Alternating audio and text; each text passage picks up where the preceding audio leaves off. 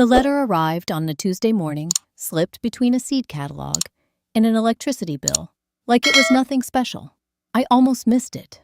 I was elbow deep in a bucket of fresh-cut peonies when my assistant called out from the front of the shop that something had come from the City of Savannah's Office of Historic Preservation. I dried my hands on my apron, walked over, and picked it up without much thought.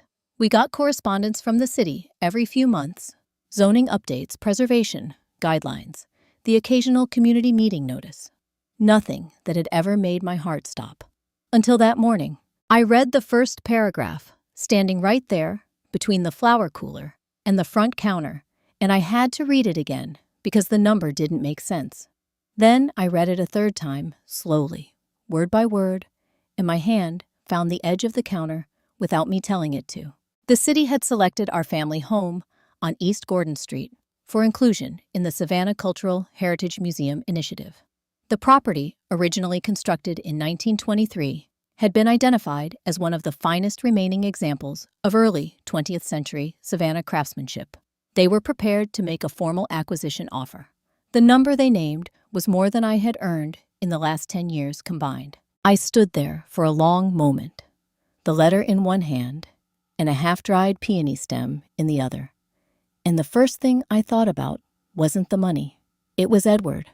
The way he used to sit on the front porch of that house on Sunday mornings with his coffee going cold because he'd get distracted watching the light move through the Spanish moss. The way he'd run his hand along the old heart pine banister every single time he walked upstairs, like he was checking to make sure it was still there. We had talked about that house the week before he passed. He had reached for my hand and said with the kind of certainty that only comes when someone knows their time is short, "Promise me you'll keep it in the family, Maggie. Promise me." I had promised, and now here was this letter and this number and a decision I wasn't ready to make alone. I told my assistant I needed to step out for the rest of the day, untied my apron, and was in my car, headed south on I-95 toward Savannah before I had fully thought it through. I didn't call ahead. I wanted to tell my daughter, Diane, in person, wanted to see her face. When she read that number, wanted us to sit together at the kitchen table in that house and figure out what came next as a family. It was the kind of news that deserved to be delivered face to face. The drive from Charleston takes just under 3 hours on a good day. I had the windows down for most of it, the warm Georgia air coming through, and I spent the miles thinking about what I'd say, whether we should accept the offer, whether there was a way to honor what Edward had built without letting it go entirely. I turned off the highway and wound through the familiar streets of the historic district, past the squares with their live oaks draped heavy with moss, past the old churches and the candy-colored row houses, until I reached East Gordon Street. The neighborhood was quiet, the way it always was. On weekday afternoons, a few dog walkers, a delivery truck idling at the corner. I slowed as I approached the house. Ryan's car was in the driveway. My son-in-law, Diane's husband of 3 years, wasn't supposed to be in Savannah on a Tuesday. As far as I knew, he worked out of his firm's office in Atlanta Monday through Friday, without exception. But that wasn't what made me ease off the gas completely. It was the second car, parked directly behind his a dark sedan, with Georgia plates I had never seen before. Something about the way it sat there, deliberately tucked close to the house and angled away from the street, made the hairs on my arms stand up. I drove past without stopping, parked 2 blocks down in the shade of a large magnolia where my car wouldn't be visible from the front windows. I sat for a moment. Then I took out my phone and photographed the license plate from memory, typing it into my notes before it slipped away. It was an old habit. Edward had been a careful man, and living with a careful man for 31 years leaves a mark. I was trying to talk myself into a reasonable explanation. Maybe Ryan had a client in town. Maybe the second car belonged to a contractor, checking on something when a window on the side of the house swung open, and voices carried out into the still afternoon air. Ryan's voice. and a woman's voice I didn't recognize. I couldn't make out every word, but I didn't need to. 4 words came through the afternoon air, as clear as anything I had ever heard. The notary appointment is tomorrow morning. I didn't move, didn't breathe. Just sat with the letter from the city still folded in my passenger seat, and those 4 words settling into me like stones dropping into still water. I had driven 3 hours to share the best news of the year. Instead, I sat there with shaking hands and one thought that wouldn't let go tomorrow morning. Less than 20 hours. There are moments in life when your gut makes the decision before your brain catches up. I was still sitting in that car 2 blocks from the house when something shifted inside me. Not panic, not anger, just a quiet, cold clarity that I had learned to trust over 64 years of living. Going in through the front door would hand him the advantage. He would have time to compose himself, to smile, to explain everything away in that smooth, unhurried way he had always been so good at. I had seen that smile too many times to walk into it again. I got out of the car quietly, left my purse on the seat, took only my phone, and walked the long way around the block, coming up through the narrow service alley that ran behind the row of historic homes on East Gordon Street. I had played in that alley as a child. I knew every loose stone, every gap in every fence. The back gate to our property was the old wrought iron one my grandfather had installed in 1951. It still opened without a sound if you lifted the latch at exactly the right angle, a trick only family knew. I lifted it at exactly the right angle. The back garden was my grandmother Eleanor's life's work. 24 mature magnolia trees she had planted as saplings in the years after the war, their wide branches now reaching across nearly the entire yard and filtering the afternoon light into something soft and pale green. I stayed close to the tree line, moving slowly, the thick grass muffling my steps. The kitchen window on the south side of the house was open about 4 inches, just enough. I stopped, 6 feet away, pressed my back against the rough bark of the largest magnolia and listened. 2 voices. Ryan's measured low controlled the way it always was when he was managing a situation, and a woman's voice I didn't recognize, tighter, more anxious.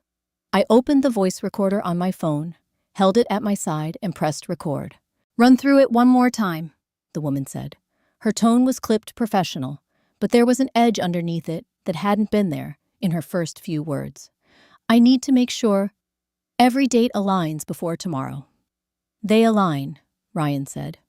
"I've checked it 4 times. If anyone checks the original filing dates against the county records," she said. And I could hear her moving the soft sound of papers being shifted across a hard surface. "We're done, both of us." There was a brief pause. When Ryan spoke again, his voice had dropped even lower, not nervous, just careful. The voice of a man who had thought through every possible outcome and wasn't worried about any of them. "Nobody checks," he said. "That's why I chose you."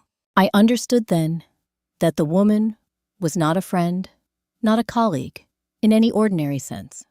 She was someone Ryan had selected specifically for what she could do, and from the sound of it, what she could do involved documents and official records and dates that needed to match. I would later learn that she worked at the county's Office of Public Records and Notarization, the very office responsible for authenticating and filing documents exactly like the ones they were discussing. The papers rustled again. A chair scraped against the old tile floor. "And the signatures?" she asked. "All handled," Ryan said. "Diane already signed everything she needs to sign." A beat of silence. She understood what she was signing. Ryan's answer came without hesitation, without even a change in tone, the way someone answers when the truth doesn't trouble them at all.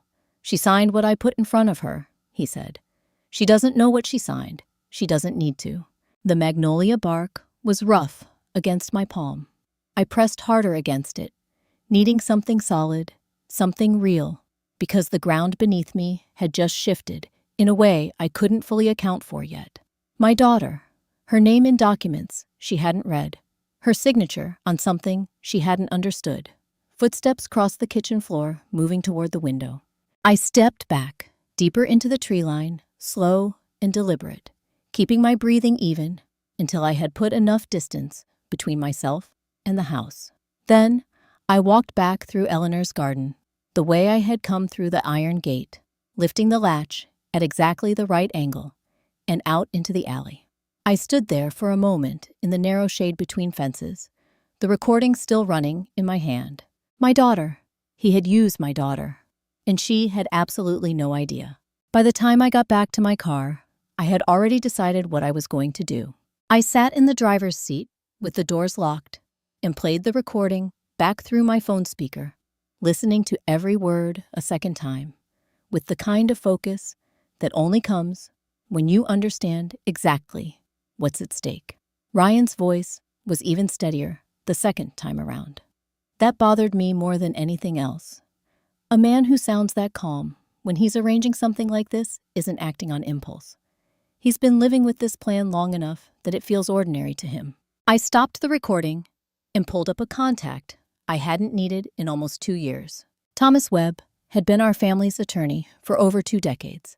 The man who had drawn up Edward's will handled the estate after we lost him and sat across from me at his mahogany desk with a box of tissues and the particular brand of quiet competence that good lawyers develop after years of helping people through the worst moments of their lives.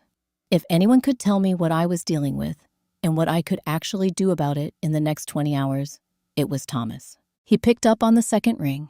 I didn't ease into it. I told him where I was, what I had seen, and what I had heard quickly, in the order it happened, without editorializing. Then I sent him the audio file while we were still on the line and waited while he listened. The silence, on his end, lasted a little over 4 minutes. "Margaret," he said finally, and the way he said my name told me everything I needed to know about how serious this was. "I'm going to make a call. Don't go back to that house. Don't contact Diane yet. And don't let him know you were there." "Who are you calling?" I asked. "The right people," he said. "Give me 2 hours." Thomas had spent 30 years building relationships across every level of Georgia's legal and regulatory system. What I didn't know until later was that one of those relationships was with the Supervisory Field Office of the Federal Bureau of Investigation in Savannah, a connection forged years earlier during a complicated fraud case that had touched several of his corporate clients. When Thomas Webb said he was calling the right people, he meant it in the most literal sense possible. I had 2 hours. I pointed the car north toward Charleston and drove. There was nothing useful I could do in Savannah in those 2 hours that wouldn't risk tipping things in the wrong direction. If Ryan saw my car, if he heard from anyone that I had been in the neighborhood, if he had even the smallest reason to suspect that someone knew he would find a way to move that appointment, delay it, restructure it, and by the time anyone could do anything officially, the window would be gone. Men who plan the way Ryan plans don't leave themselves without an exit. So I drove. I kept the radio off. I let the miles pass. My phone rang as I crossed back into South Carolina, the flat coastal landscape, spreading out on either side of the highway in the last of the afternoon light. The number was unfamiliar, a Savannah area code I didn't recognize. "Mrs. Aldridge," said the voice on the other end. It was a woman's voice, measured professional, with the particular economy of words that comes from years of delivering important information to people who need to hear it clearly. "My name is Sarah Collins. I'm a special agent with the Federal Bureau of Investigation, Savannah Field Office. Thomas Webb contacted us on your behalf approximately 90 minutes ago. I've reviewed the audio recording you provided." She paused just long enough to let that land. "I want to be straightforward with you," she continued. "What you've recorded is significant. But I also need you to understand something before we go any further." "Go ahead," I said. "If that notary appointment goes through tomorrow morning," she said, "and those documents are filed and authenticated through the county system, there is nothing we can do legally. Nothing. The window to intervene closes the moment that filing is complete." The highway stretched ahead of me, long and flat and indifferent. "What do you need from me?" I asked. "Physical documentation," she said. "The original will, Anything your late husband kept on record that we can use to establish what the authentic document actually says. I already knew exactly where it was. Then we make sure it doesn't go through, I said, and I pressed down on the accelerator. Somewhere past the Pooler exit, the last of the daylight gave up entirely. The highway stretched ahead of me in both directions, with nothing but the white dashes of the lane markers coming at me in a steady rhythm, and the occasional wash of headlights from the other side of the median. No radio, no podcast, just the hum of the engine and the particular kind of quiet that a long drive at night produces, the kind that doesn't ask anything of you except to keep your hands on the wheel and let your mind go where it needs to go. It went to the house. It always went to the house. My grandfather, James Aldridge, had built it himself over the course of 14 months in 1923, working weekends and early mornings before his shifts at the port. He was 26 years old, newly married, and absolutely certain that a man who built something with his own hands understood it in a way that could never be taken from him. He used heart pine for the floors, old-growth timber dense and warm-colored, the kind they simply don't mill anymore, and he fitted every joint by hand because he didn't fully trust machines to care about the details the way he did. My grandmother, Eleanor, moved into that house as a bride and never left it for the next 61 years. She planted the magnolias the first spring after they were married, pushing the saplings into the Savannah soil with her bare hands, while my grandfather watched from the porch and told her they'd never grow that close together. They grew, every single one of them. My mother was born in the back bedroom on a Wednesday morning in 1941 during a thunderstorm so severe that the midwife nearly didn't make it in time. My mother liked to say that was why she never had much patience for people who used bad weather as an excuse not to show up. You showed up, whatever the conditions you showed up.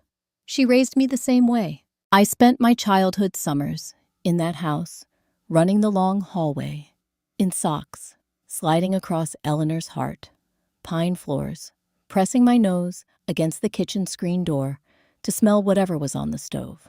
There was a particular quality to the light inside those rooms in the late afternoon, something to do with the way the magnolias filtered it before it came through the windows that I have never been able to find in any other place I've ever lived or visited. It wasn't something you could describe to someone who hadn't experienced it. It was simply home, the specific, irreducible feeling of home. Edward had understood that from the very first time I brought him there. We had been together about a year when I drove him down from Atlanta on a long weekend in October of 1986. I watched him walk through the rooms, slowly, trailing his hand along the walls, the way my grandfather used to do, stopping in the doorways, looking up at the plasterwork ceilings. He didn't say much. Edward rarely said much when something moved him, but that evening after dinner, he asked if we could sit outside in the garden, and we stayed there until nearly midnight in the cool fall air with the magnolias dark above us. He asked me to marry him the following spring in that same garden on a Sunday afternoon when the trees were in full bloom. He got down on one knee in the grass between the roots of Eleanor's oldest magnolia and held up a ring that had belonged to his own grandmother. And I said yes before he had finished the sentence. Diane came along 4 years later. She learned to walk on those heart pine floors. She scraped her knees on the garden path. She named the 3 magnolia trees closest to the back gate, George, Martha, and Captain, and talked to them with complete sincerity until she was old enough to find that embarrassing, at which point she simply stopped mentioning it, but continued the practice in private. I had caught her at it as recently as 3 summers ago. The last real conversation I had with Edward about the house was 9 days before we lost him. He was tired in a way that had stopped being temporary, and he knew it, and we had reached the point in that particular journey where honesty was the only kindness left. He took my hand in both of his. His hands were still strong even then, and he looked at me with those steady brown eyes that I had trusted for 31 years.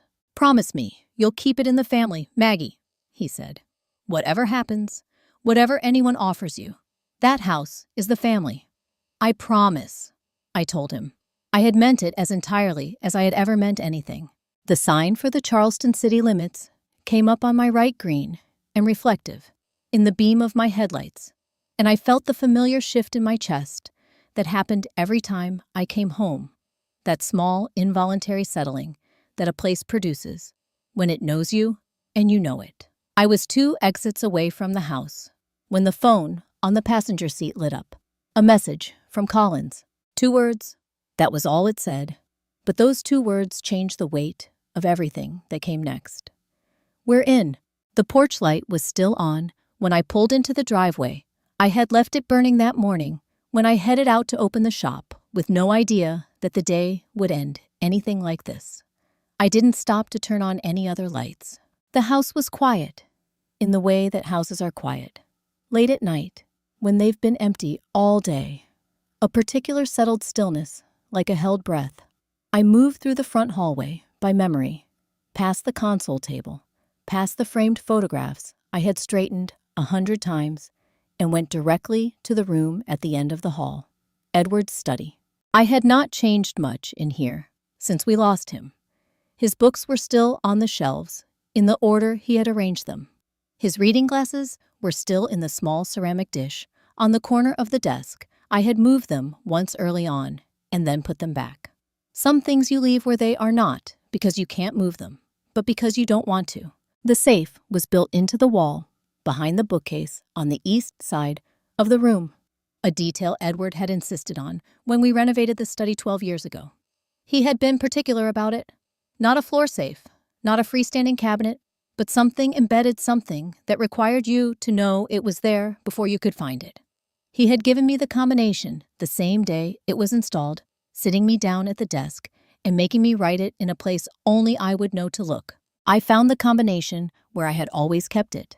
The safe opened on the first try. Inside, organized with the same quiet precision that had characterized everything Edward did, were the documents he had considered worth protecting. Insurance policies, property deeds, the original mortgage papers paid off and stamped, and near the back, in a manila envelope with the name of Thomas Webb's firm printed in the upper left corner, the copy of Edward's will, the real one, notarized and witnessed in the spring of 2021, 8 months before we lost him. I carried it to the desk, switched on the small lamp, and set it beside my phone, where I had pulled up the photographs I had taken through the kitchen window that afternoon. Then I began comparing them. The first difference took me less than a minute to find. In the authentic document, there was a clause, clear, specific, taking up nearly a full paragraph, that established my right to maintain decision-making authority over all jointly held property for the duration of my lifetime, regardless of any subsequent transfer of title. It was language Edward had requested specifically. Thomas had told me at the time that Edward had been unusually firm about it. That clause did not exist in the version Ryan had been reviewing in my kitchen. The second difference was in the section governing inheritance. The real document distributed the estate across several parties, with protections and conditions attached to each. The version I had photographed through the window listed a single heir with no conditions, no restrictions, and no requirement for consultation or approval before any property decision could be made. My daughter's name, alone, unqualified. The third difference was the one that made my hands go still on the desk. The date. The authentic document had been signed and notarized in April of 2021. The correct date, the one that matched every other record in that envelope. The version Ryan had been working from showed a date in February of the same year, 2 months earlier. A small change, almost invisible, unless you were looking for it. But 2 months earlier was before Edward had made several of the specific decisions reflected in the real document. Before certain conversations had happened. Before he had been firm with Thomas about that particular clause. Whoever had altered this document hadn't just changed the words. They had moved the date back far enough to make the changes look like they had always been there, before the version that contradicted them had ever been written. I photographed every page of the original, slowly and carefully, making sure each image was clear and legible. Then I sent the full set to Collins with a message that said, "Only original document.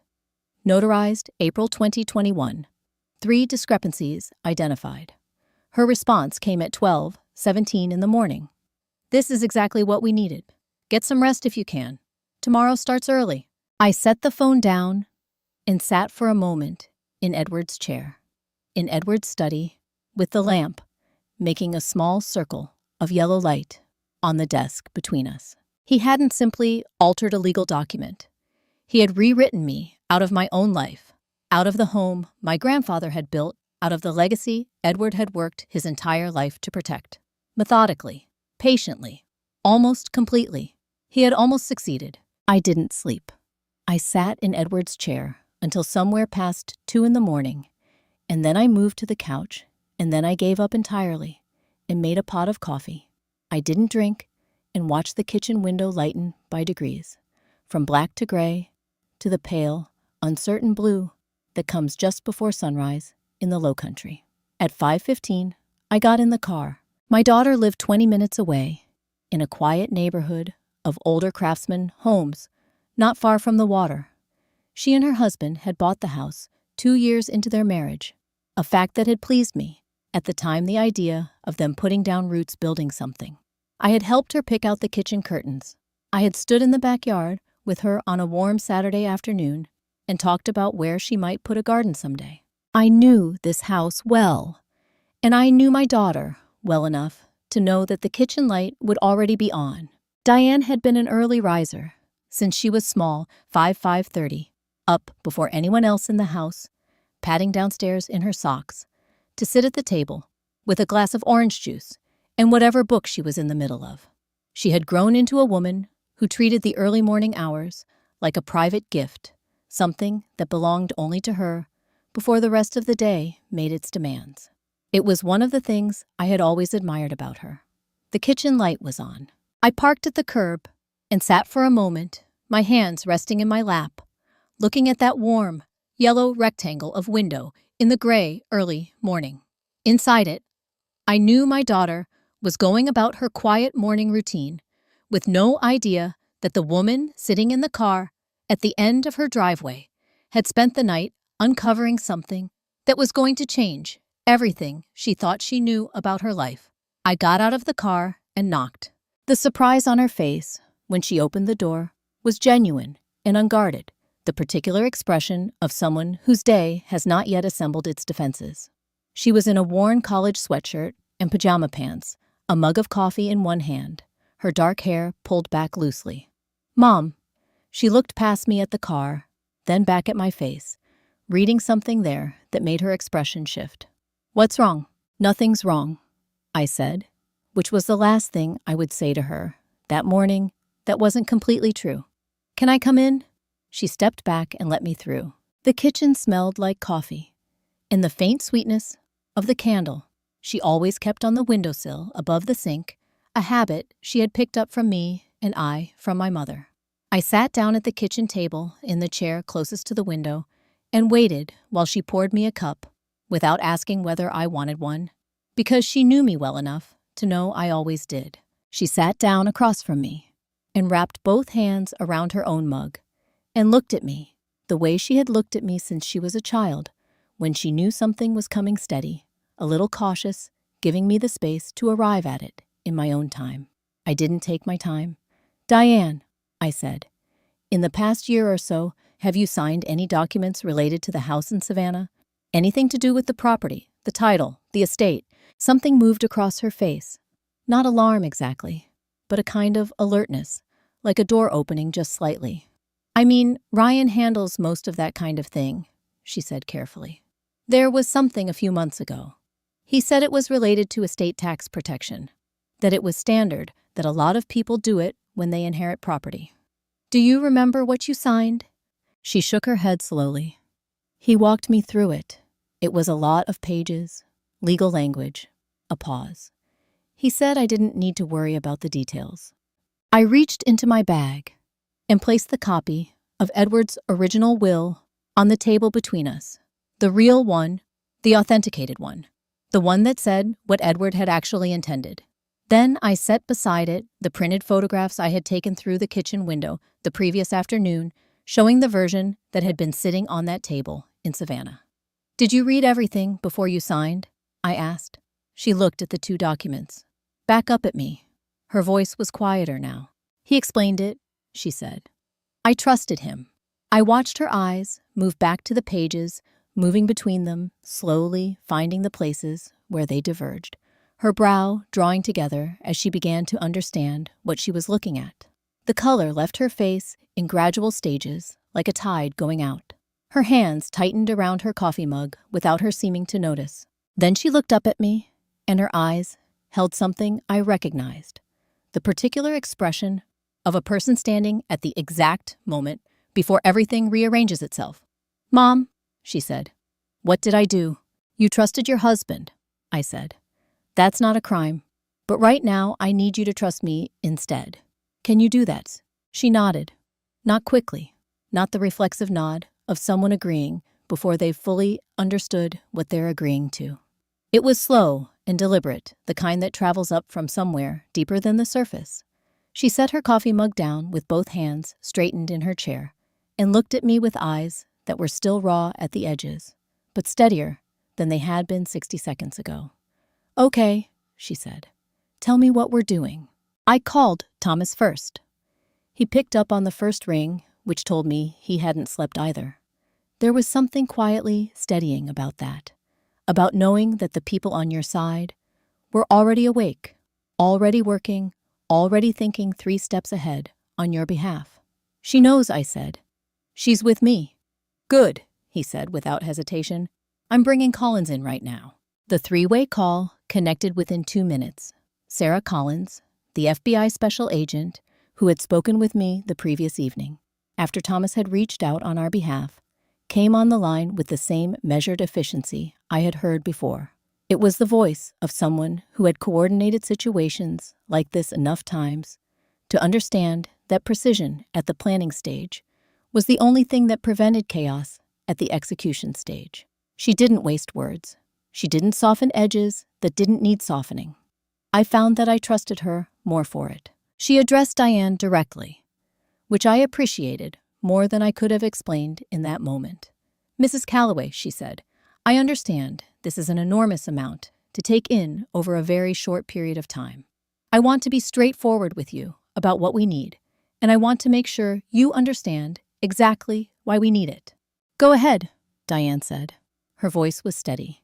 It surprised me, and then it didn't, because she was my daughter, and steadiness under pressure was something she had come by, honestly inherited from a long line of women who had faced hard mornings and gotten through them anyway.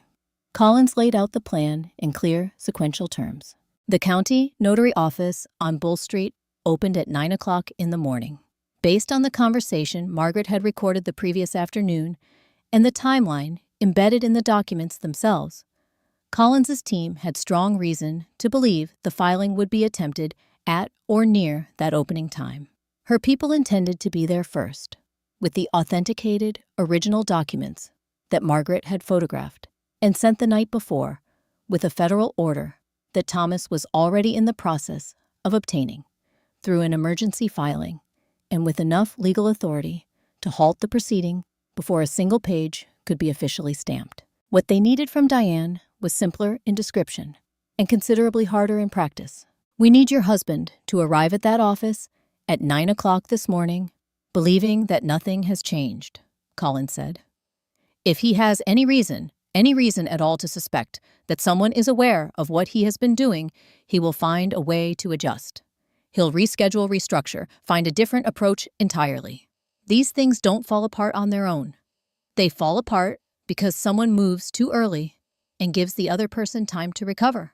You need him to think this is still a normal Tuesday," Diane said. "Exactly." The silence that followed lasted only a few seconds, but it felt longer.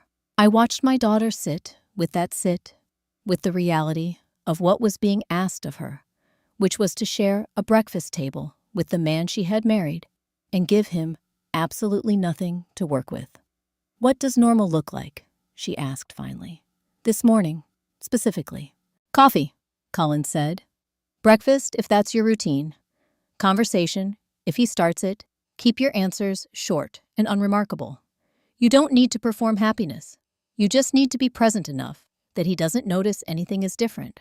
People like him are very good at reading rooms, but they're also very focused on their own plans. The morning those plans are supposed to come together. Use that. Diane absorbed this.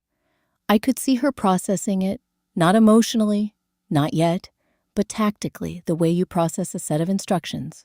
When you understand that following them, precisely, is the only thing standing between the people you love and something irreversible. And after he leaves, she asked. Collins explained that one of her colleagues, a federal agent, who would arrive at Diane's address within the next 15 minutes, in an unmarked vehicle, would remain with her after her husband departed for the day. Once he had gone, that agent would bring Diane directly to the field office, where she would wait with Thomas in a secure space until the situation at the notary office had been fully resolved. You will not be alone in that house this morning, Collins said, and you will not be alone at any point after that. Whatever happens today, we are going to be with you through it. Something shifted in Diane's posture at those words. A subtle release, like a knot loosening by one turn. She exhaled slowly through her nose, looked down at the table for a moment, and then looked back up. All right, she said quietly. I can do this. I believed her completely. I left before the agent arrived because my presence in that house, when her husband came downstairs, would have changed the temperature of the room in ways we couldn't afford. Diane walked me to the front door, and we stood together for a moment, on the step, in the cool, early morning air, the neighborhood still quiet around us, the sky just beginning to show the first, pale, suggestion of real daylight along the roofline. There was nothing adequate to say. I had learned over the years that the impulse to fill difficult silences with words was almost always about the speaker's comfort, rather than the listener's need. So I didn't reach for something adequate. I just placed my hand on her arm, and she covered it with both of hers and held it there for a moment, and we looked at each other the way mothers and daughters look at each other when they are standing on the edge of something large, and there is nothing left to do but go forward. Then I walked back to my car. I sat 2 houses down, with the engine idling and my hands resting on the wheel, watching the house. The kitchen light was still on, warm and ordinary, in the gray morning. A few minutes passed. Then a figure moved through the frame of the window, tall, unhurried, moving with the easy confidence of a man who had no reason to believe his morning would go any differently than he had planned. Ryan was up. Then Diane appeared beside him. She moved to the counter, poured a second cup of coffee, and set it near his elbow in the same automatic way that people do things they have done 1,000 times before. He said something. She looked up at him and smiled, a small, unremarkable, perfectly calibrated smile. His voice carried faintly through the glass. Morning, babe. Big day today. My daughter looked at her husband across the kitchen counter, and without a single tremor in her expression, without a flicker of anything that didn't belong in an ordinary Tuesday morning, she answered him in exactly one word. Morning. I sat there for a long moment, with my hands on the wheel, looking at that warm kitchen window. She was sitting across the table from the man who had spent years carefully constructing a version of their life that had nothing to do with her. And she was giving him absolutely nothing. She was doing it perfectly. The drive from Diane's neighborhood to Bull Street took 11 minutes. I know because I counted. Collins had texted me the meeting point at 6:45, a parking structure half a block from the notary office, out of sight from the street. When I pulled in, she was already there beside a dark sedan with 2 other agents. She was younger than her voice had suggested. Early 40s, dark jacket hair, pulled back, the kind of posture that communicates authority without announcing it. She shook my hand once and said, "Here's where we are." The federal order Thomas had filed in the early hours of the morning had been granted just after 7 o'clock, an emergency injunction giving Collins's team legal authority to halt any notarization, proceeding involving the Aldridge estate documents, pending a full fraud investigation. The original authenticated will Margaret had photographed and sent the night before had been formally entered into federal record at 6:52. The financial forensics team had worked through the night, and by 4 in the morning, they had what they needed. The account has been frozen, Collins said. As of last night. She said it the way you say something that matters, but that you don't have time to elaborate on. We were 7 minutes from 9 o'clock. We walked. Bull Street in the historic district looked almost exactly as it had 100 years ago. Broad sidewalks, old brick buildings, iron fencing along the squares. The notary and public records office occupied the ground floor of a 3-story building that had been standing since before my grandmother was born. Collins pushed the door open at 8:47. The front office was quiet, a waiting area with wooden chairs, a reception desk, the faint smell of old paper, and central air conditioning. A young man at the desk looked up with the automatic smile of someone expecting a routine morning. Collins placed her credentials on the desk before he could speak.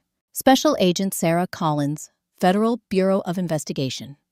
I need to speak with the notary officer responsible for the Aldridge estate filing scheduled for this morning. Right now, please. The smile disappeared. He picked up the phone, spoke quietly, and within 90 seconds, a door at the back of the office opened. The woman who stepped through was somewhere in her mid-40s, professionally dressed, composed in the way that people who deal with the public in official capacities learn to be. Dark hair, cut to her chin, reading glasses, pushed up on her forehead. For exactly one fraction of a second, when her eyes moved from Collins to me and back again, something behind her composure flickered.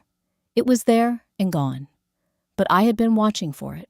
This was Sandra Pierce, the woman whose voice I had heard through the kitchen window of my family's home the previous afternoon. In her official role, she was responsible for authenticating and processing legal documents through the county's public record system. It was a position that carried an extraordinary degree of public trust. She had held it for 17 years. "Can I help you?" she said. "Steady, practiced. Somewhere private," Collins replied. We moved into a small conference room off the main hallway. Collins closed the door. One agent positioned himself outside in the hallway. The other stood near the door. Collins opened a folder on the table. "Ms. Pierce, I'm going to be direct because we don't have much time.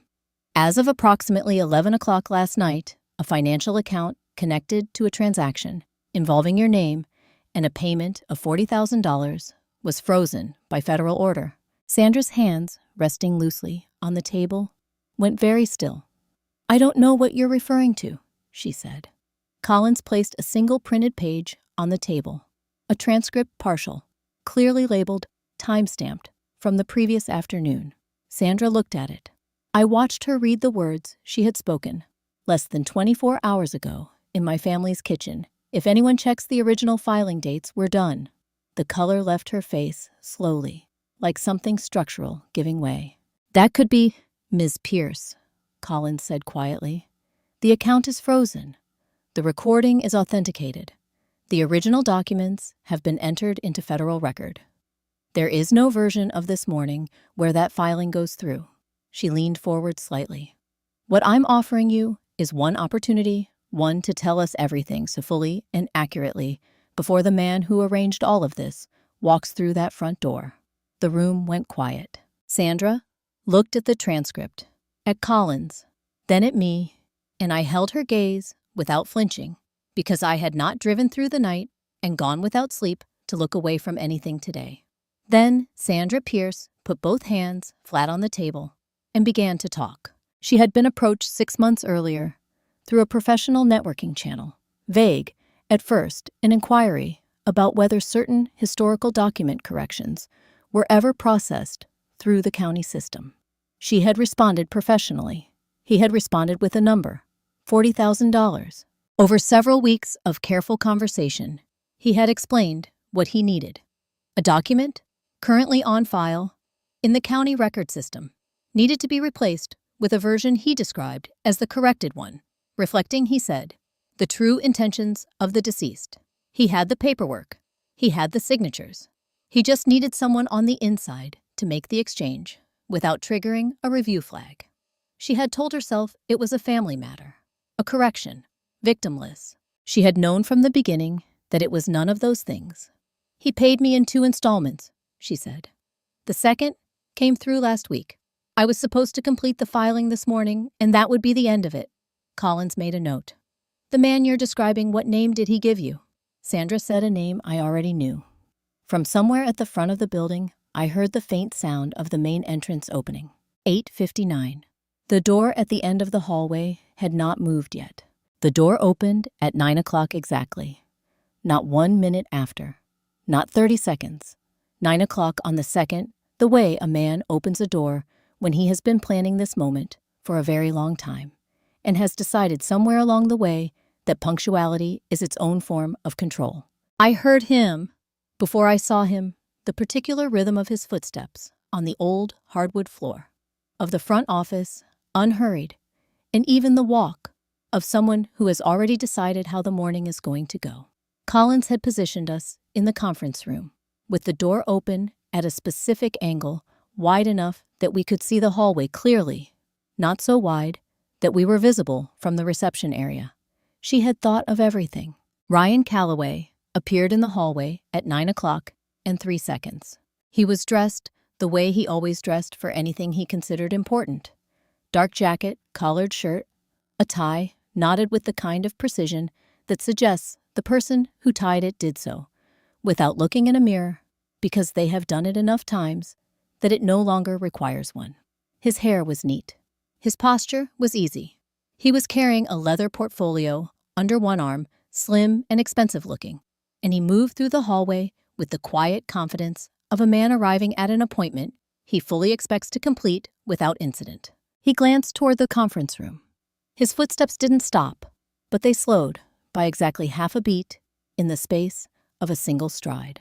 His eyes moved from Collins to the 2 agents flanking the doorway to me, and in that fraction of a second, I watched something happen behind his expression that he recovered from almost immediately. Almost. He smiled. It was a good smile, practiced without being obvious about it, warm enough to seem genuine, controlled enough to communicate that he was not concerned.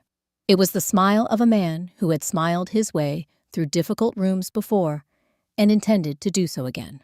"Margaret," he said, and his voice carried exactly the right note of pleasant surprise. "What a coincidence." "Not quite," I said. Collins stepped forward before he could respond. "Mr. Calloway," she said. "My name is Sarah Collins. I'm a special agent with the Federal Bureau of Investigation Savannah Field Office." She held up her credentials long enough for him to read them clearly. "We'd like a few minutes of your time." He looked at her credentials, then back at her face, then briefly at me again, and I could see him running calculations behind his eyes, assessing, adjusting, searching for the angle that made this manageable. "Of course," he said. "Happy to help however I can." We moved into the conference room. Thomas Webb, our family's attorney, who had been waiting quietly in the corner of the room since 8:50, rose from his chair as Ryan entered. Ryan's eyes found him immediately, and something in his expression shifted the first real shift, subtle but real, the kind that happens when a variable you hadn't accounted for appears in an equation you thought you had solved. Thomas said nothing. He simply stood. Collins gestured to the chair across the table, and Ryan sat, setting his portfolio on the table in front of him, with the deliberate ease of a man establishing that he intended to stay in control of the surface he was occupying. Collins placed a small recording device on the table. "Mr. Calloway, I'd like you to listen to something." She pressed play. The room filled with a voice, Ryan's voice clear and unhurried, coming through the small speaker with the same calm it had carried the previous afternoon through the kitchen window of my grandmother's garden. "Diane already signed everything she needs to sign. She just doesn't know what she signed." She stopped the recording. Ryan looked at the device, then at Collins. His expression had not changed in any way that most people would have noticed, but I had been watching his hands resting on the table beside the portfolio, and the tendons across his knuckles had tightened by a degree. "That recording," he said evenly, "could mean any number of things depending on the context in which it was made." "Perhaps," Collins said. "Perhaps you'd like to explain the context to us, formally." He held her gaze for a moment. Then he looked just once quickly toward the corner of the room where Sandra Pierce was seated with one of the agents beside her. Sandra was looking at the table. She did not look up. She did not meet his eyes. That was when I saw it, the first genuine crack. It lasted less than a second there, in the set of his jaw, in the brief stillness that came over him before he reassembled. But it had been there. He looked back at Collins. "I'd like to know the nature of this meeting before I say anything further," he said. Thomas stepped forward, then moving to stand beside Collins at the table.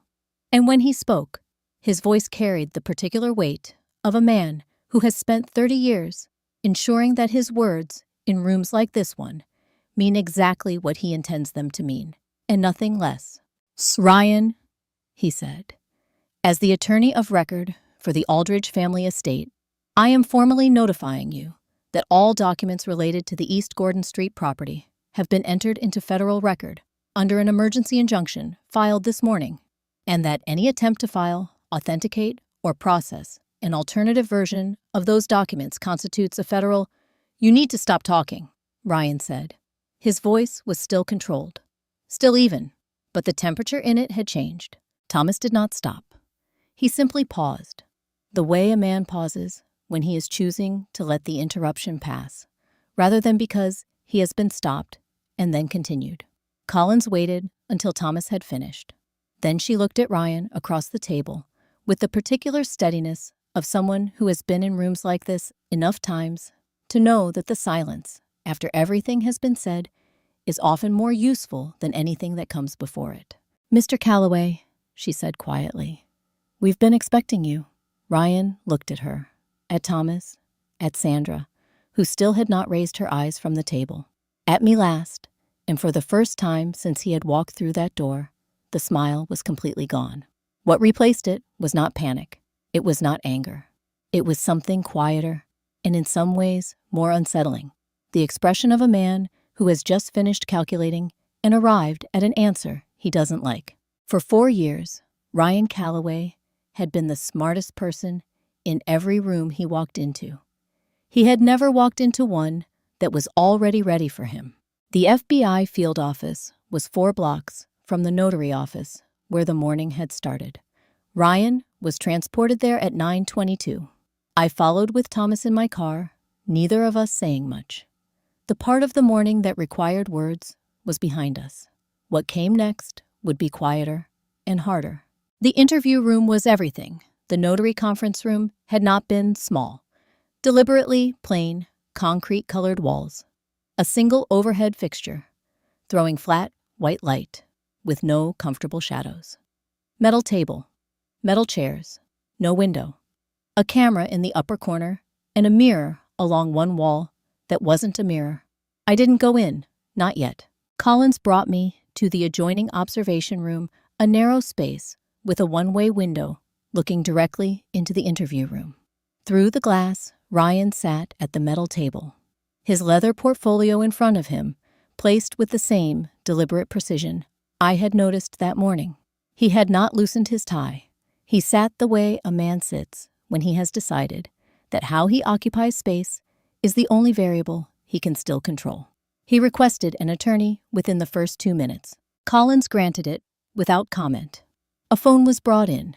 Ryan made a call that lasted 4 minutes, voice too low for the microphone to capture clearly. Then he folded his hands on the table and waited. He was good at waiting. Collins came to the observation room while Ryan's attorney was en route. "While we wait," she said, "there's something I'd like you to see." She brought me down the hall to a working space where 2 members of her team had been operating since before dawn. One of them pulled up a series of files and walked me through what the digital forensics unit had assembled overnight. The financial records came first, the transactions, the 2 payments to Sandra, the intermediary steps used to make the transfers appear routine. Then he opened a different folder. "These were recovered from a professional email account registered to your son-in-law," he said. The account was set up under a different name, but device signatures trace back to hardware registered in his name. He clicked to the first email. It was sent 4 years and 2 months before that morning. The subject line looked like a reference code. The body was not unremarkable at all. It was a research document detailed methodical weeks in the making. It covered the history of the East Gordon Street property, from construction to present ownership records, assessed values, historical designation applications. It outlined the city of Savannah's internal discussions about the Cultural Heritage Museum Initiative and the properties under consideration for acquisition, including projected timelines and compensation figures that had not been made public at the time the email was written. Whoever compiled this had access to information that wasn't available to the general public. At the bottom, in plain language, was a single paragraph. It outlined a proposed approach. The property had a living owner, a widow, whose connection to the asset ran through her late husband's estate. The estate had one direct heir. If a relationship could be established with that heir before the city's acquisition offer became public, and if certain legal structures could be put in place through that relationship, the financial outcome of the eventual transaction could be redirected entirely. I set the page down. Collins handed me a second email, a follow-up sent 3 weeks later to the same address, shorter, more casual in tone. It referenced progress on the research. It mentioned a specific address in Savannah, a small coffee establishment, and noted the routine of someone who visited every Tuesday morning without exception. Near the end, one line. Found the right connection. Working on the approach. Shouldn't take long. Collins walked me back to the observation room. Through the glass, Ryan's attorney had arrived, a trim man in a gray suit, speaking quietly into Ryan's ear. Ryan listened with his eyes on the middle distance, processing something independent of what he was being told. Collins went in. She laid the 2 wills side by side on the table and pointed without commentary to each of the 3 places where they diverged. Ryan's attorney leaned forward. Ryan did not. "I've never seen that document," Ryan said. Collins placed the financial records on the table. "Personal matter," Ryan said before she finished setting them down. Collins opened her laptop and turned it to face him. On the screen was the first email, the research document 4 years old, with its final paragraph about redirecting the financial outcome of a transaction involving a widow and her only heir. Ryan looked at the screen. His attorney spoke quietly beside him. Ryan didn't respond. Collins let the silence hold for a moment. Then, in the same even tone she had used all morning, she said, "This email was sent 14 months before you met Diane Aldridge for the first time at a coffee establishment on Whitaker Street that she visited every Tuesday morning." Ryan looked at the screen for a long time, and then, for the first time since any of this had begun, he said nothing at all. Collins came out of the interview room at 11:43. She crossed the hallway to where I was standing outside the observation room, pulled the door closed behind her, and said, in a voice low enough that it didn't carry, "There's one more thing. I think you should see this yourself." She was holding a printed page, a single sheet face down against her palm. She turned it over and handed it to me without preamble. It was an email, shorter than the ones I had read earlier, less than a paragraph, sent from the same account to the same anonymous address. The date was approximately 3.5 years ago, several months after the research document, several months before the first time Diane had ever mentioned a man named Ryan to me over Sunday dinner. The subject line was blank. The body read, "Found the house. Now I just need the daughter. Shouldn't take long." I read it once. Then I stood in the hallway and read it again. Not because I hadn't understood it the first time, but because some things require a second pass before the full weight of them settles properly. I handed it back to Collins. "I'd like to go in," I said. She looked at me for a moment, assessing, I think, whether I was steady enough for what that meant. I held her gaze and waited. "All right," she said. "Stay near the door." The interview room felt smaller from the inside than it had looked through the glass. Ryan was still at the table, his attorney beside him, both of them straightening slightly as the door opened. Thomas, who had been standing quietly near the wall, moved a half step to the side to make room. Ryan looked at me when I came in. It was not the look he had given me at the notary office, that careful, calibrated look of a man managing a situation he believed he could still navigate. This was something different.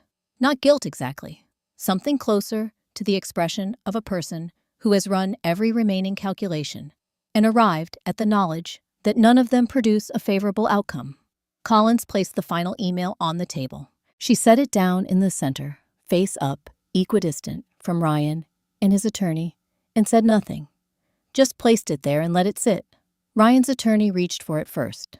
He read it, and something in the set of his jaw shifted a small professional recalibration, the adjustment of a man quietly revising his assessment of the situation he had walked into. Ryan read it second. He took longer than his attorney had.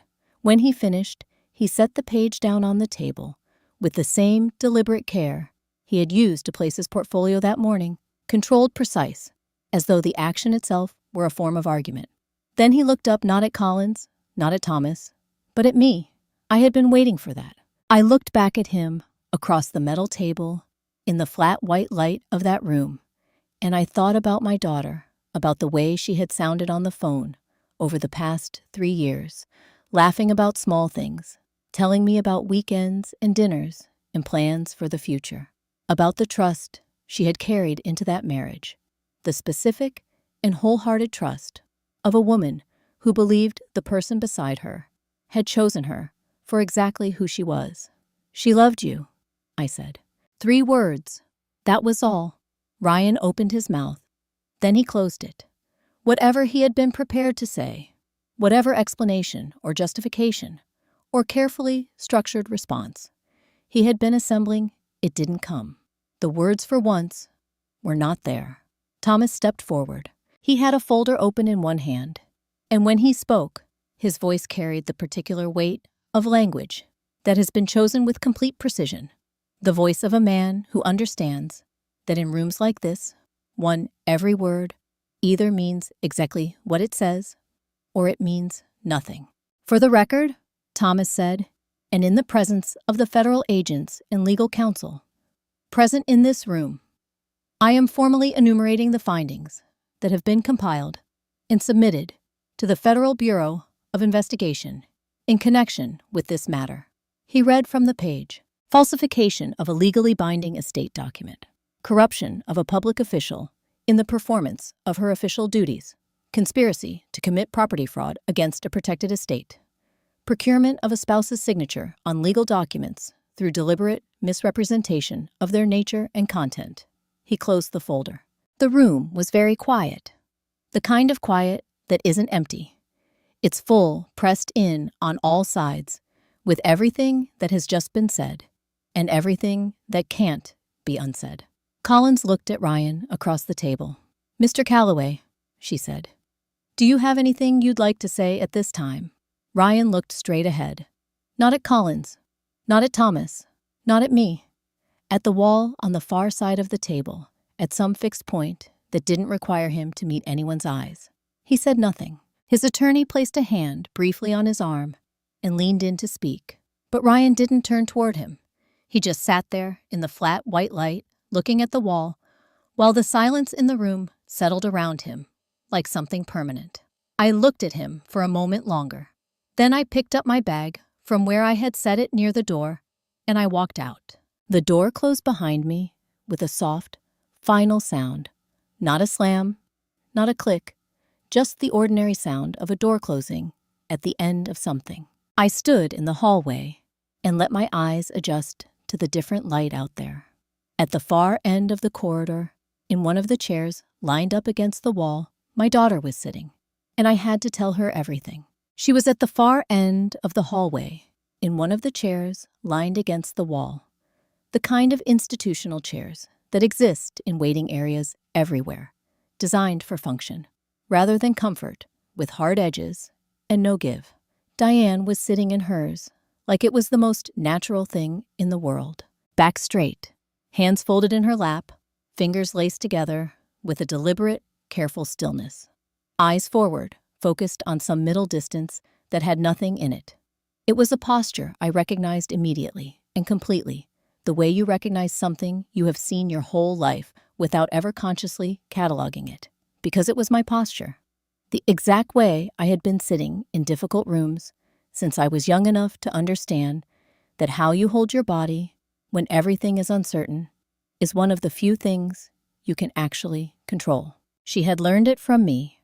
I walked the length of the hallway and sat down beside her. Not across from her, not at an angle directly beside her, in the next chair close enough that our arms nearly touched. The way you sit with someone when what you have to say is going to require all the closeness you can offer. She didn't turn her head when I sat down.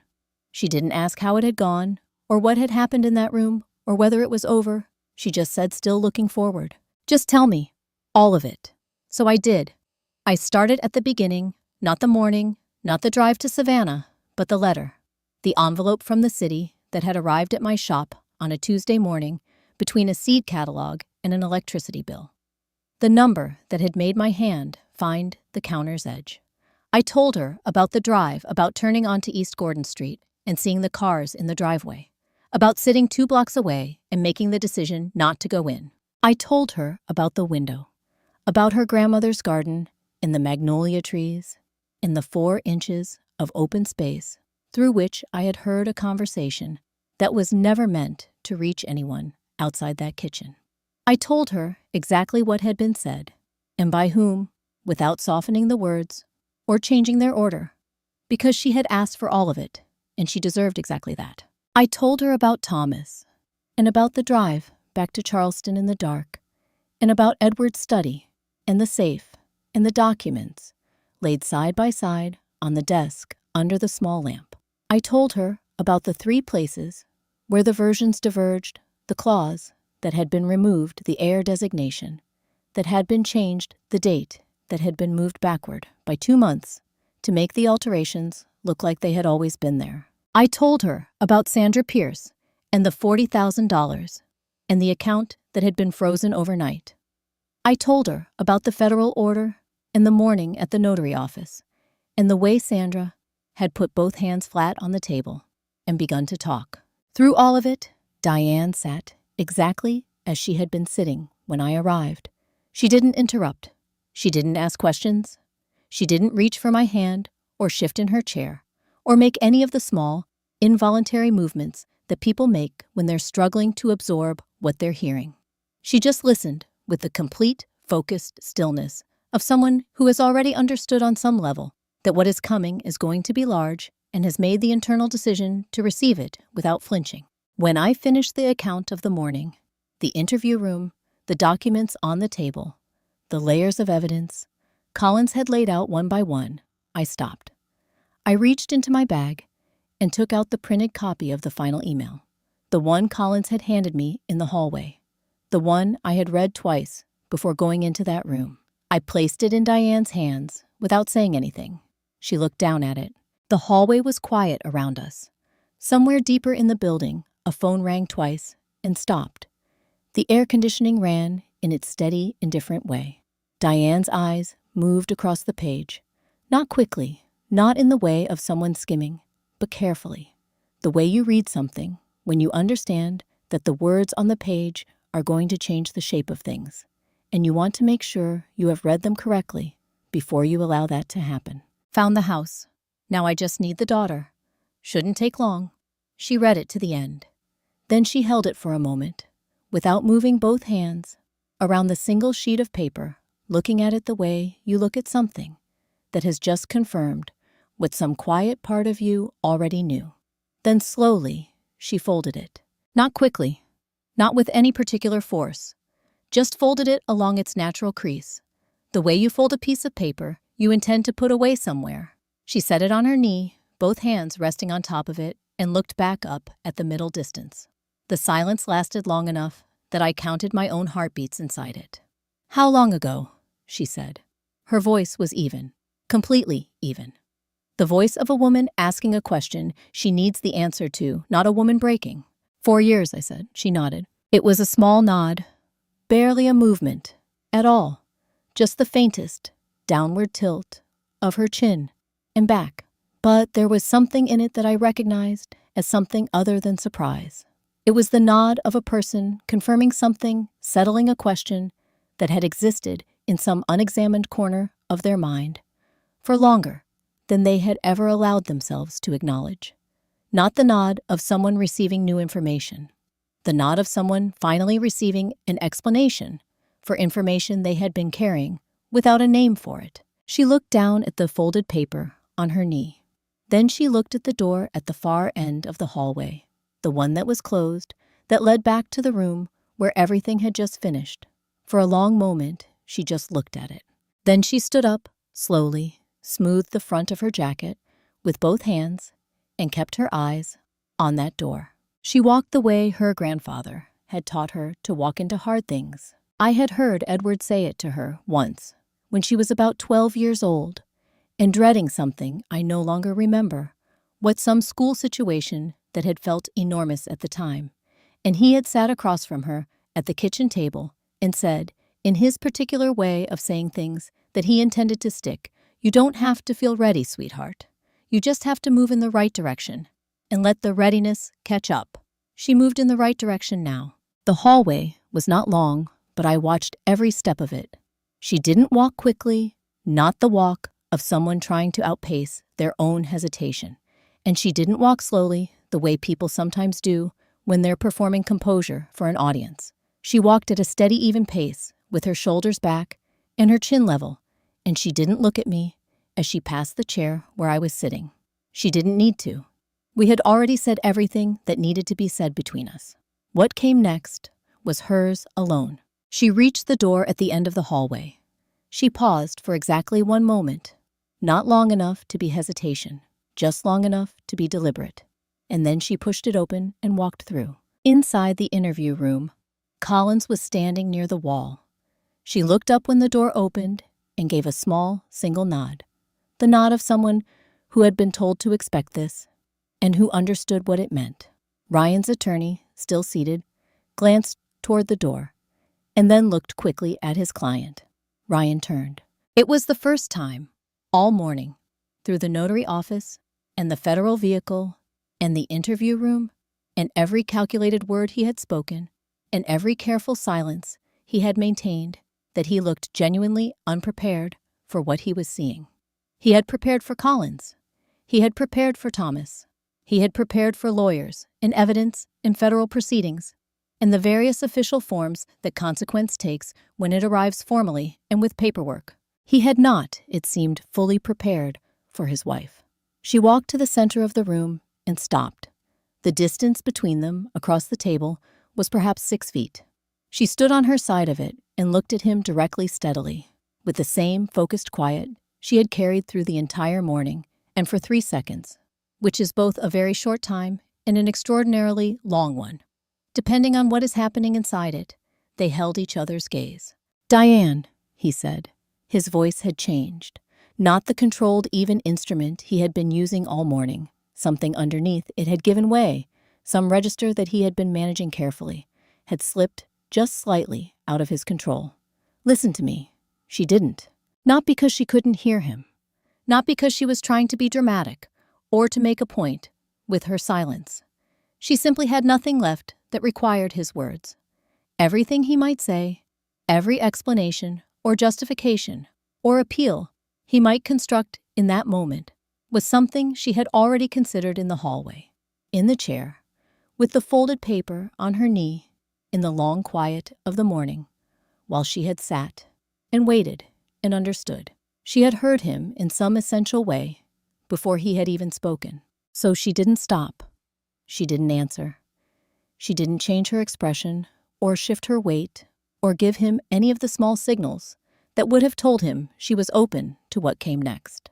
She held his gaze for those 3 seconds, long enough for him to understand that she had seen him completely and had decided what that meant, and then she turned. She walked back to the door.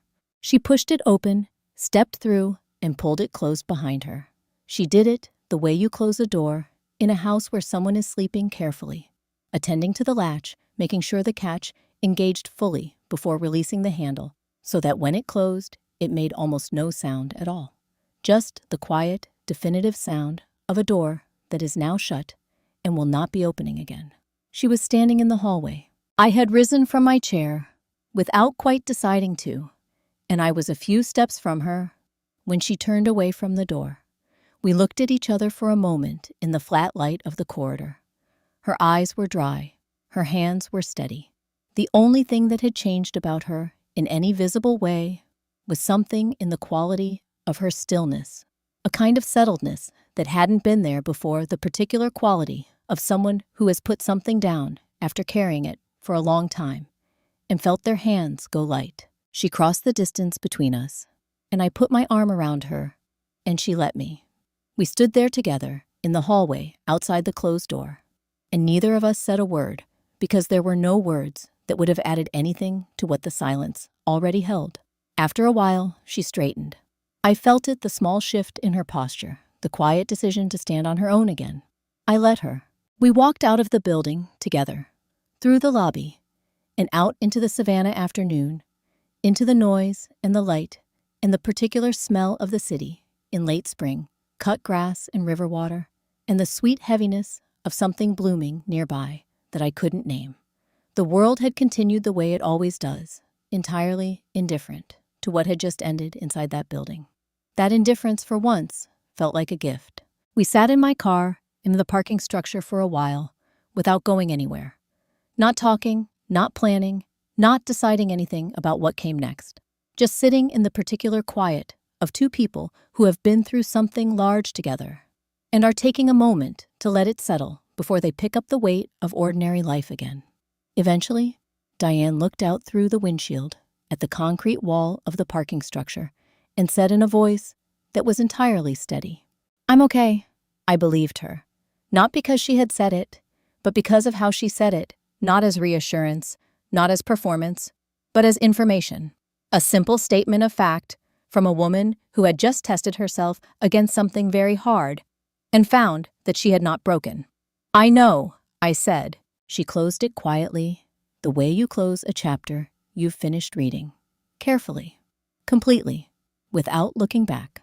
3 days later, we went back to the house. Together. 3 days is not a long time. And yet the morning we pulled up to East Gordon Street felt nothing like the morning I had turned onto this same street and seen the wrong cars in the driveway. The street looked the same. The live oaks, the light through the moss, the old brick of the neighboring houses, warm in the spring sun. The house looked the same. Same iron gate, same painted shutters, same front steps, worn smooth at the center from a century of people coming and going. Everything looked the same. Nothing was. I found the key without looking for it. My hands knew where it was and stood in front of the door for a moment before putting it in the lock. Diane was beside me on the step. Neither of us spoke. We had done enough talking in the past 3 days to understand that some moments don't require it. I put the key in the lock and turned it. The door swung inward, and for the first time, in longer than I could account for, I stepped across this threshold without any feeling other than the simple, uncomplicated sense that I was walking into a place that was mine. Not mine, the way a document says a thing belongs to you. Mine, the way a place is yours when you have loved it and kept faith with it over time, and it has kept faith with you in return. We went in together. The front hallway was dim and cool, the way old Savannah houses are in the late morning. The smell was the particular smell of a house that has been closed for a while still, and layered wood and old paper, and something underneath that I associated, without being able to say why, with Sunday mornings a long time ago. The front room was as I had left it. The sofa, the 2 chairs by the window, the low table with the lamp, Edward had bought at an estate sale in Beaufort County because he liked the way the base was shaped. Everything in its place, covered in a fine, even layer of dust that made it look slightly unreal, like a photograph of itself. Diane moved through the room slowly, trailing her hand along the back of the sofa, the way her father used to, the same gesture without knowing it, and then she turned toward the kitchen. She went straight to the second drawer beside the stove. Not the first, not the third. The second, the way children go directly to the place in a house where they know something specific is kept, even after years away. She reached inside and came out with a folded piece of fabric. Old cotton faded to a soft, indeterminate blue, with ties still attached at the sides, and a small embroidered design at one corner, worn nearly smooth by decades of use. Eleanor's apron. My grandmother's apron, which had been in that drawer for as long as I had been alive, and possibly longer. Diane held it in both hands for a moment, then set it carefully on the counter and smoothed it flat. We went through to Edward's study. The bookshelves were full. The desk was clear. The 12 photographs on the wall, arranged across the plaster in a pattern Edward had spent an entire Saturday getting exactly right, were exactly where he had left them. Diane stood in front of them and moved from left to right slowly, the way you read something you want to get right. The oldest were black and white. My grandfather, James, in front of the house in 1923, young and serious, one hand on the gatepost. My grandmother, Eleanor, in the garden, surrounded by magnolia saplings that came up to her waist. My parents on their wedding day. Myself, younger than memory, easily reconciles holding a baby that was Diane. Edward and I on the front step, laughing at something already lost to time. And then, Diane herself, perhaps 4 years old, running across the back garden in bare feet, arms wide, face caught in profile, and lit with the particular joy of a child who has just discovered what a yard is for. She stopped near the end of the arrangement. I moved closer to see which photograph. Edward, standing among the magnolias, with a coffee cup in his hand, looking slightly off to the left of the frame, caught without knowing it, the way the best photographs always are. He was smiling the smile he reserved for moments when he thought no one was watching. The private one. The one that was just his. I heard Diane take one slow breath, then another, and then quietly, and without ceremony, she began to cry. Not the kind of crying that overtakes you. Just a quiet, steady release. The kind that comes when something held for a long time finds the right moment and chooses it. Her shoulders didn't shake. Her face didn't change much. The tears simply came the way rain sometimes comes on a clear day, gently, without warning, entirely right. I stepped beside her and placed my hand on her shoulder. I didn't say anything. There was nothing to say that the moment wasn't already saying for itself. We stood in front of the photograph of the man who had built this house into something worth protecting, and I kept my hand on my daughter's shoulder, and the house was quiet around us, in the way that houses are when they are full of something real. After a while, Diane wiped her eyes with the back of her hand. She looked around the room, the bookshelves, the desk, the photographs still arranged exactly as he had left them. Then she looked at me. She had looked at me, and now neither of us had spoken for a full minute. Not an uncomfortable minute, the kind of silence that presses and demands to be filled, but the other kind, the kind that has weight and texture, and that both people inside it understand to mean something. We were standing in Edward's study with the afternoon light coming through the window at a low angle, catching the dust motes still settling from our passage through the room, and the question that hadn't been asked yet was already fully present between us. She was the one who finally said it. What are we going to do with it? Simple, enormous, the kind of question that sounds small until you understand everything that it contains. The history, the grief, the year that had just ended, the years that were going to come next, and the responsibility of making a decision on behalf of people who were no longer here to make it themselves. I had been thinking about the answer for 3 days. I had thought about it on the drive back from the Federal Building and in the quiet of my own house that night, and in the early morning hours when I had lain awake the way I had been lying awake for most of the past week. I had thought about the letter from the city and the number it contained and what Edward would have said about it, and I had thought, too, about what I actually wanted. Not what was practical or financially sensible, or what anyone else might advise. What I wanted. I don't want to sell it, I said. I know, Diane said. She said it the way you say something you have known for a while and have been waiting for the other person to arrive at. And I don't want it to sit empty. She nodded slowly. Then what? I looked around the room, the bookshelves, the desk, the window with its view of the garden, and I said the thing I had been turning over in my mind for 3 days, the idea that had started as a vague feeling on the drive back from Savannah and had sharpened hour by hour into something I actually believed. I want it to be a place where women can come, I said. Women who need somewhere to land. After loss. After everything has changed and they don't know yet what comes next. Diane was quiet. Not a program, I continued. Not an institution. Just a house. A real one, the kind where someone makes coffee in the morning and there's always a light on and you don't have to explain yourself to anyone.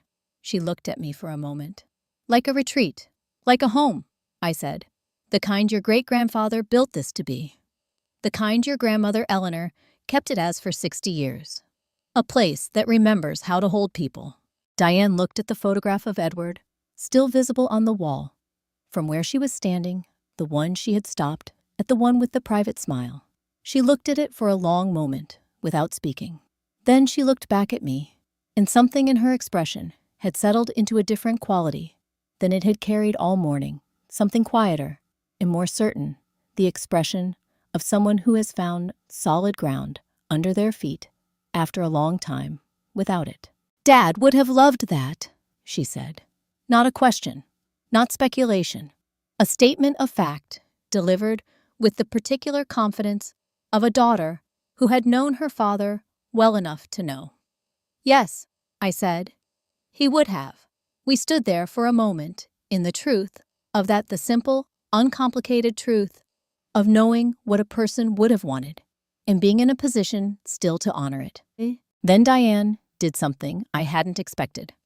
She turned away from the photograph and began to walk back through the house.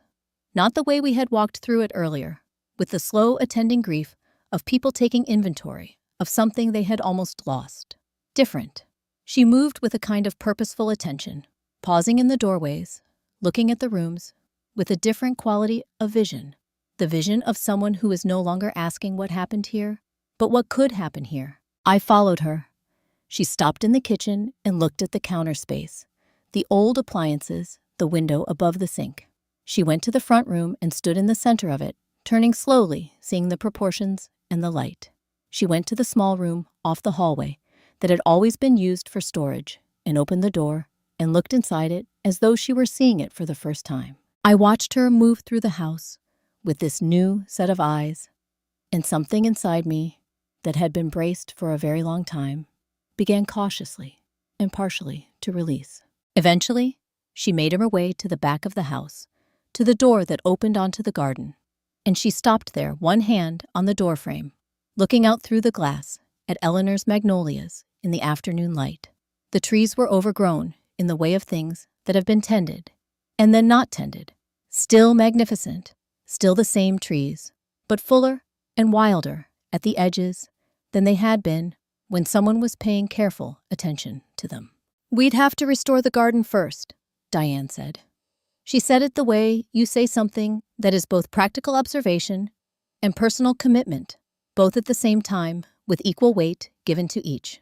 Something happened in my chest that I hadn't felt in a long time.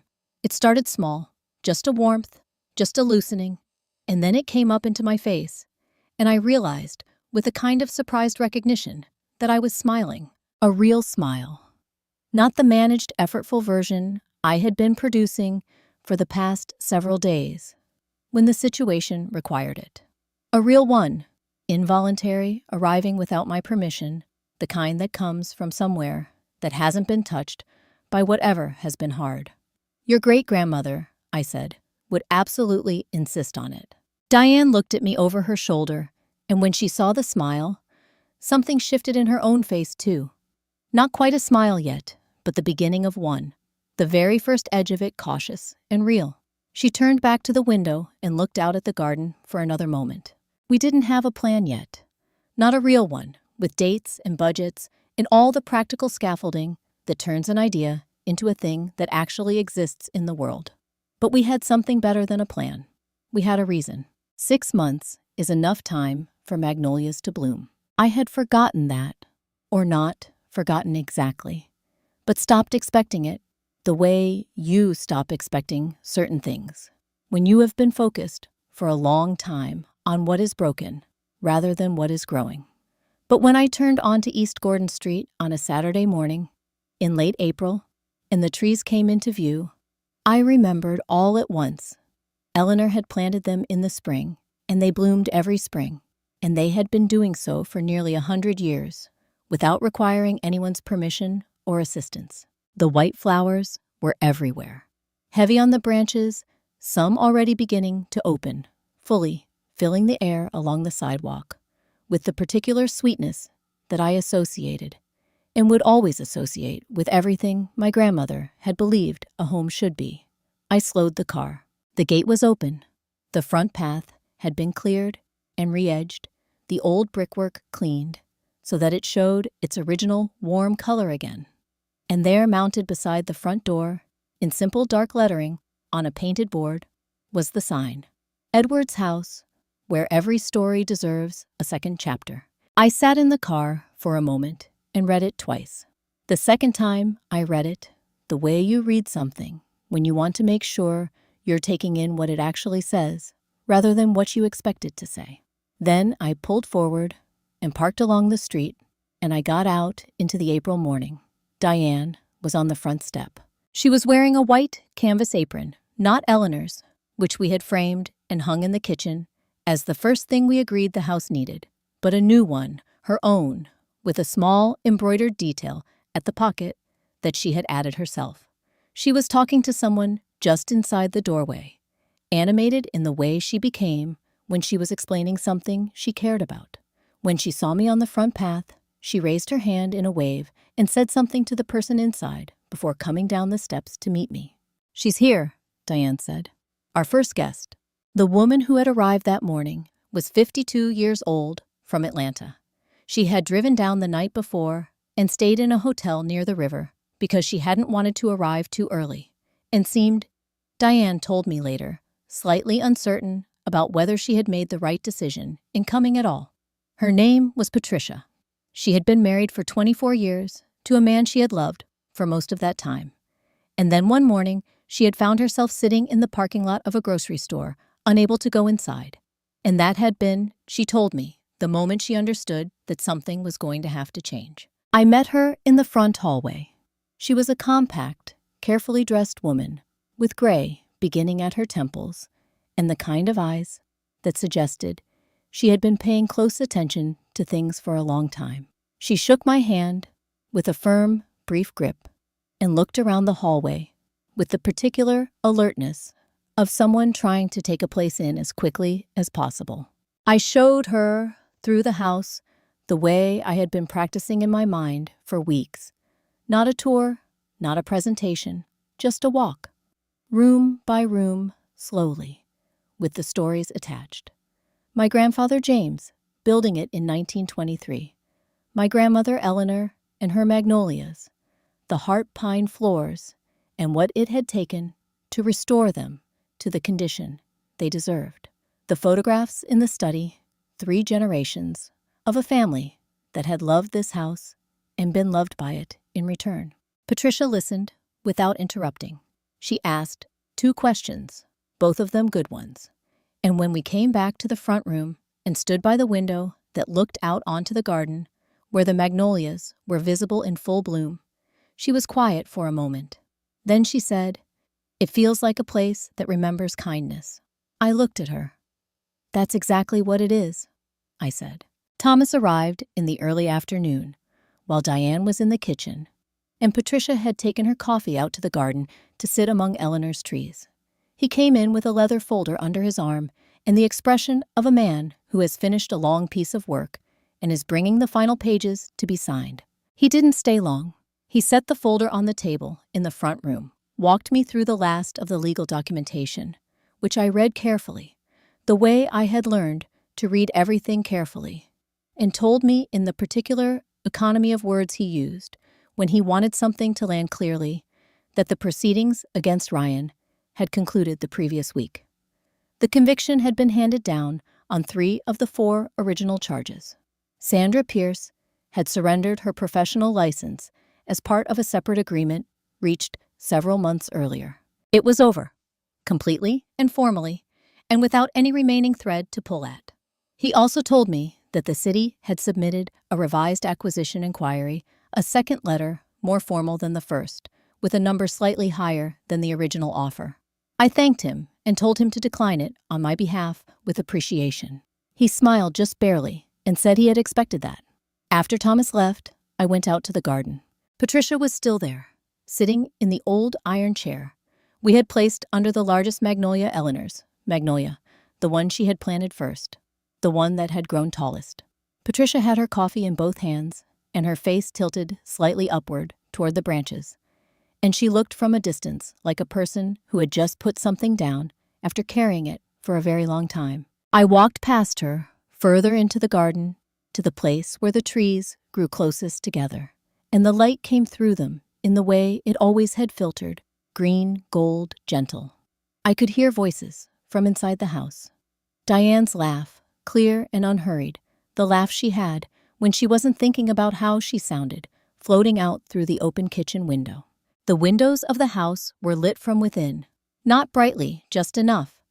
The way a house looks when people are inside it, living in it, moving through it, making it function as the thing it was built to be. I stood there for a long time. The garden was quiet around me. The magnolias were in full bloom, the same as they had been every spring for a century, the same as they would be long after I was gone. "Edward," I said quietly to no one, and to him at the same time. I kept my promise. I've been thinking about how to tell this part. Not the facts of it. The facts, I have told you all of them in the order they happened. But the part that comes after the facts. The part where you stand in a garden at the end of a long day, with the light going amber, and the windows of your house lit from within, and you try to understand what it is that you have just lived through, and what, if anything, it means. I'm not sure meaning is something you find. I think it might be something you make slowly, imperfectly, out of whatever materials the experience has left you with. Here is what this experience left me with. Not every truth arrives with noise. Some of them come quietly in a letter between a seed catalog and an electricity bill, in 4 words, carried through an open window on a still afternoon in the sound of a door closing softly at the end of a hallway. The ones that come quietly are often the ones that change the most, because they require you to be paying attention. They require you to have developed over the years the particular skill of noticing when something is wrong before you can fully articulate what it is. I have been asked since all of this became known to the people around me whether I was afraid. The honest answer is that I didn't have time to be afraid. I had time to be careful. I had time to be methodical. I had time to make phone calls and drive through the night and open a safe and read documents under a small lamp and send files to people who would know what to do with them. Fear is a luxury that requires you to stop moving, and I couldn't afford to stop moving. But I will tell you what I learned. I learned that a legacy is not a thing. It is not a house or a deed or a number on a page from the city. A legacy is what you do when the thing is threatened, the decision you make about whether it is worth protecting and how far you are willing to go and what you are willing to risk in order to do it. My grandfather James understood that. My grandmother Eleanor understood it. Edward understood it. And I understand it now in a way that I don't think I fully did before. I learned that trust is not the problem. Trust is how we build anything worth having: families, marriages, friendships, houses that last 100 years. The problem is not trust. The problem is what happens when trust becomes a habit, so deeply ingrained that we stop pairing it with attention. When we trust so automatically that we forget to look. When we let the comfort of believing in someone become a reason to stop asking questions. Blind trust is not loyalty, it is abdication. And the people who are willing to take advantage of it are counting on you not to know the difference. I learned that the strongest person in a room is not always the loudest one. It is sometimes the one who sits in a chair at the end of a hallway with her hands folded in her lap and her back straight, listening to everything, deciding what to do with it. It is sometimes the one who walks to a door and opens it and looks at the person on the other side for exactly 3 seconds and then turns and walks away without a word. It is sometimes the one who asks in a quiet kitchen on a still morning whether you would be willing to trust her. and then does exactly what she said she would do. Strength, in my experience, is mostly quiet, and it mostly shows up not in the moments when everything is easy, but in the ones when you have every reason to fall apart, and you simply choose not to. My daughter did not fall apart. I want you to know that, because I think it matters. Diane is not a cautionary tale. She is not a story about someone who was fooled and suffered for it. She is a story about someone who received information that would have destroyed a lesser version of herself, and chose, with full awareness of what she was choosing, to let it change her rather than diminish her. There is an enormous difference between those two things. She stood in a hallway, and she held a piece of paper, and she said, "How long ago?" in a voice that didn't break, and then she stood up and smoothed her jacket and walked toward the hardest door she had ever had to open. That is not weakness with a good ending. That is strength from the very beginning, even when it didn't look like it yet. Edward is not here. I have said that several times now, in various ways, and I will say it one more time, because it is still the truest thing in this story. He is not here, and I miss him with the specific, daily, unheroic ache of someone who has simply lost the person they expected to grow old with.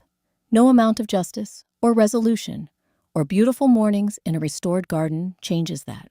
But what he built is here. The floors he loved are here. The photographs he arranged on a Saturday afternoon are here. The trees Eleanor planted are here. And the house that was almost taken, that was almost quietly rewritten out of our family's story by someone who had studied us long enough to know where we were vulnerable, the house is here.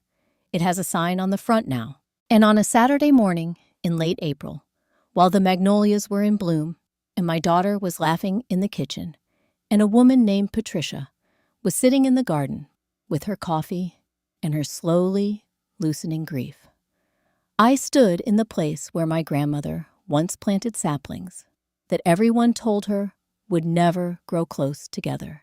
And they were wrong. They grew. If this story meant something to you, if you have ever had to protect something precious or stand up for someone who could not stand up for themselves, I would love to hear from you. Leave a comment and tell me where you are watching from and what time it is for you right now. And if you believe that every story deserves a second chapter, don't forget to like and subscribe, because sometimes the bravest thing we do is simply refuse to let go of what matters.